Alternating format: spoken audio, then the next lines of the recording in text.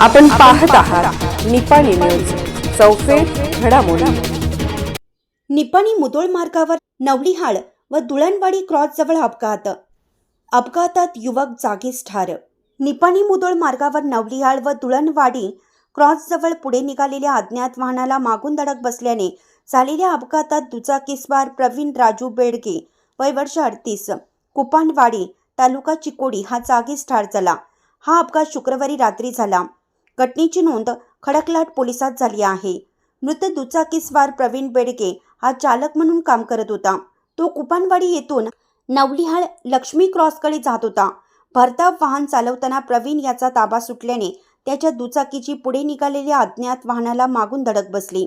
यात तो जोराने खाली कोसळल्याने जागीच ठार झाला। घटनास्थळी खडकलाट पोलीस ठाण्याच्या सहाय्यक उपनिरीक्षका संजीवनी नरसप्पण्णावर हवालदार विशाल संभाजी यांनी भेट देऊन पाहणी केली। याबाबत मृत प्रवीण याचा भाऊ सचिन बेडगे यांनी फिर्याद दिली असून पुढील तपास नरसप्पण्णावर यांनी चालवला आहे। अशाच अपडेट्ससाठी निपाणी न्यूजला सबस्क्राईब करा आणि रहा अपडेट।